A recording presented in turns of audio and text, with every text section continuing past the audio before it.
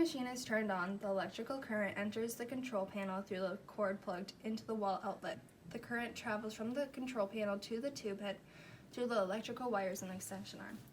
The current is directed to the filament circuit and step-down transformer in the tube head. The filament circuit uses 3 to 5 velocity to heat the tungsten filament in the cathode portion of the X-ray tube. The outer shell electrons of the tungsten atom acquire enough energy to move away from the filament surface, and an electron cloud forms around the filament. The electrons stay in the electron cloud until the high voltage circuit is activated.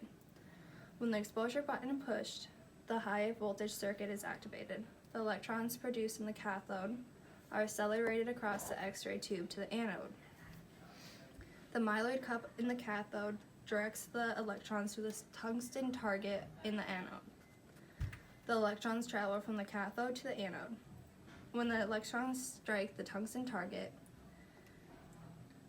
their energy is converted into X-ray energy. The heat produced during the production of X-rays is carried away from the copper stem and absorbed by the insulating oil in the tube head. The X-rays produced are emitted from the target in all directions. However, the leaded glass housing prevents X-rays from escaping the X-ray tube. A small number of X-rays are able to exit from the X-ray tube through the unleaded glass window portion of the tube. The X-rays travel through the unleaded glass window, the tube head seal, and an aluminum disc. The aluminum disc removes or filters longer wavelength X-rays from the beam. Next, the size of the X-ray beam is restricted by the lead collimator.